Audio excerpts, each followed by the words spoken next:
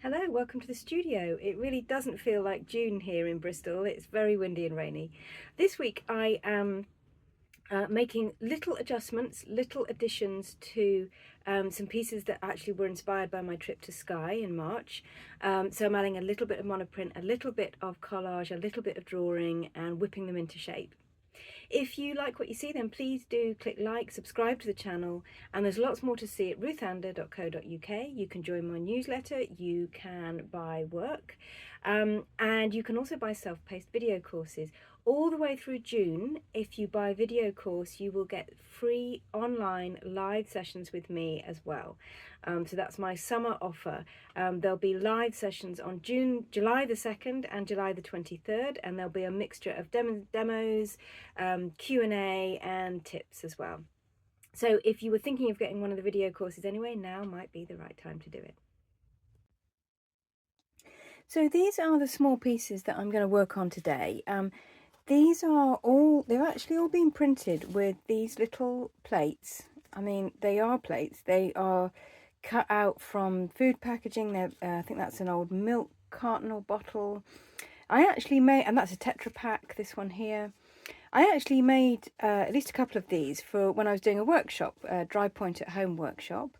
And I really got into it. I just really liked the quality that some of these sort of quite simple materials have, and they're quite small, as you can see, and I've just scratched into them with scratchy things, sometimes a dry point needle, sometimes some sandpaper, and I printed them at the print studio with some chine collé. So this is already chine collé here and here and here and here, and I quite like this idea of kind of going over the edges of the plate. So, you know, not being too precise about, in fact, on purpose, going over the edges, not being too precise about the chine collé, you know, and lining up with the edges of the plate itself. I don't love the results, so I thought I'd bring them back and have a little go at them. This one's probably my favourite at the moment. I really like the texture that was on, just happened to be on this piece of printed tissue that I collaged in. But I'm going to add some collage, and I'm going to probably draw into them as well.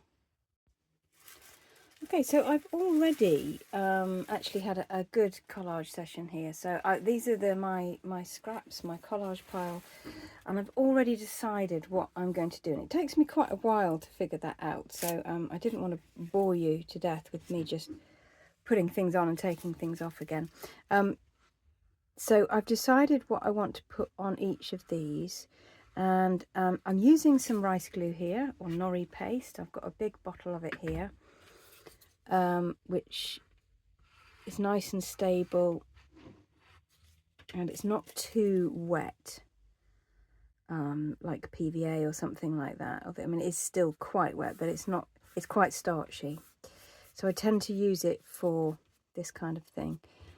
And I'm just using a little bit of mount card here to put it on. The great thing, well, one of the great things about it is that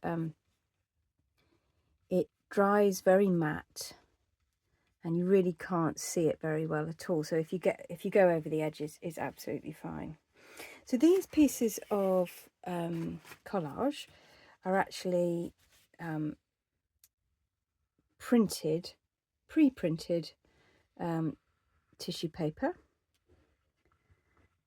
So I tend to use oil paints.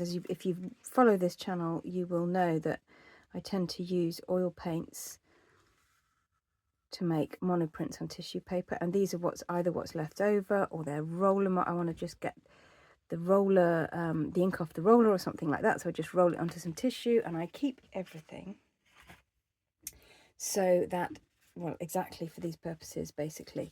So I never throw anything away.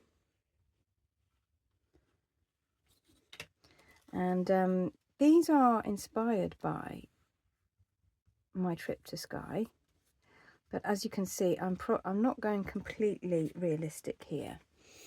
I'm kind of getting to the stage now where I am just kind of going with what the image needs, as opposed to constantly checking back with photographs to see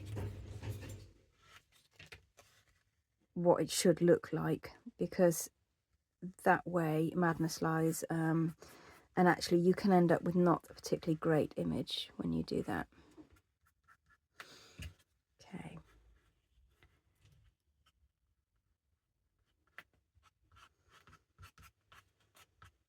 I just kind of wanted to get that idea of rain coming across there.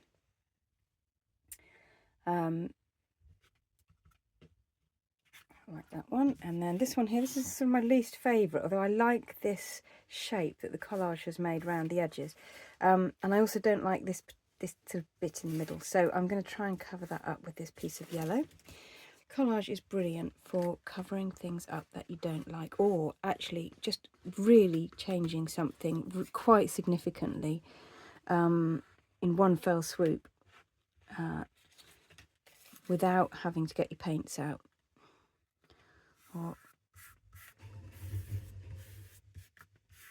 Okay, just do this last bit here. So what I'm going to do is put these under a board. I'll put it under this piece of plastic, in fact, leave them overnight, and then I can actually draw into them and take the next steps. So this is what I've ended up with. I've let the glue dry. I've got 5 pieces here. I actually really like this as it is, so I'm going to leave that one. It might get maybe a mark or 2 in it somewhere, but at the moment I just really like it, so I'm not going to touch it. These two, I am going to add some monoprint line to them. I think some green here and some dark purple here. This definitely needs a bit of darkness in it, I think. And these two here, I'm going to do some drawn line on there, just with pencil crayon, and see where we get to there.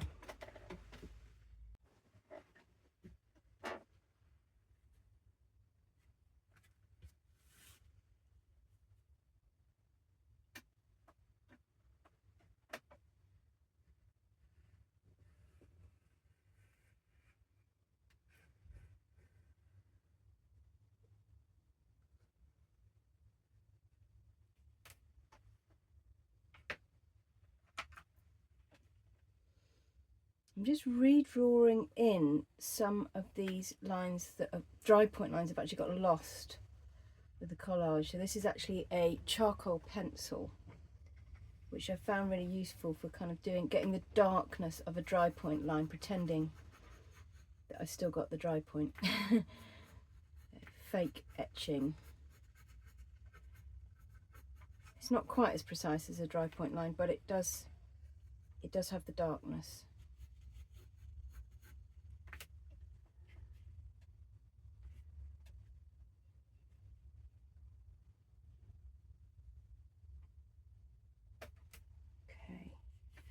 So I'm going to leave that one there. This one I'm going to put a bit more of this orange on. I just want a little bit of bright colour that's going to be a different colour, complementary colour to what's already there, I think. And I'm kind of edging here now into non-reality, just giving the image whatever it needs at this point in time.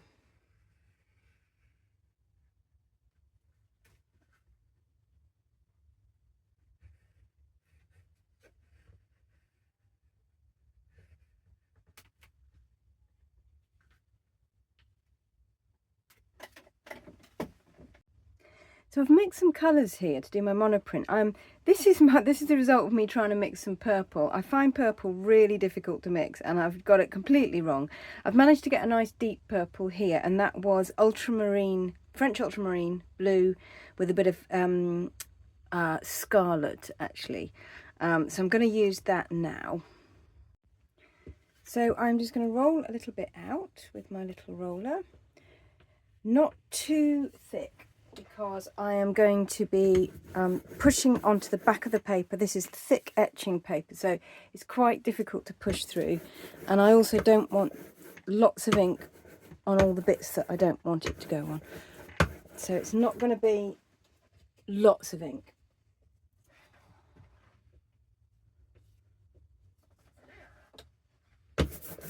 Having said that, I'm just going to add a little bit more don't want that raspy sound. If you got the raspy sound, then it's probably a bit too much.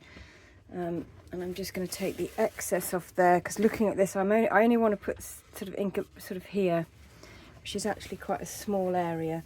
So it's a little bit safer to take off some of that ink so it doesn't get on my lovely light yellow bit at the top. Okay, I'm going to turn this over. I have actually already just very lightly in pencil marked on the back where the bit is that I want to do this, although I'm not going to go completely to a recipe. I'm just going to try and get some of this lower section in darker again.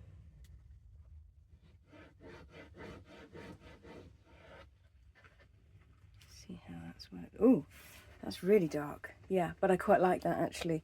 It's a real contrast to that light area at the top.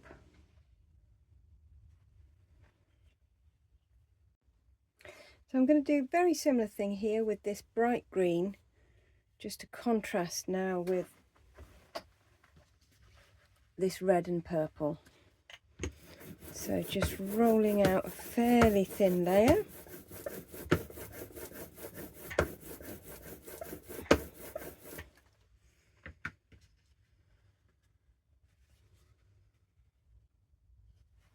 Just thinking about what I want to do a little bit. Okay. I'm just using the end of a knife here, by the way, my usual implement.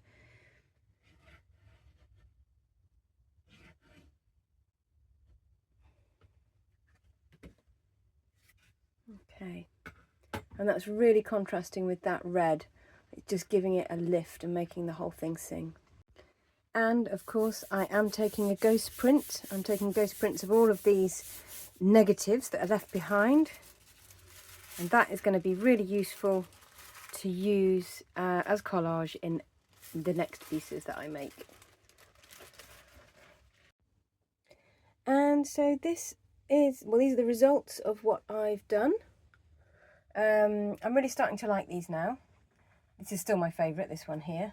So, which unfortunately makes me sort of afraid to touch it. So I will just leave it for a little while. These might have a few little additions added into them. But for the moment, they're going to be put in a drawer, and I will get them out again in a week's time and have a really good look at them.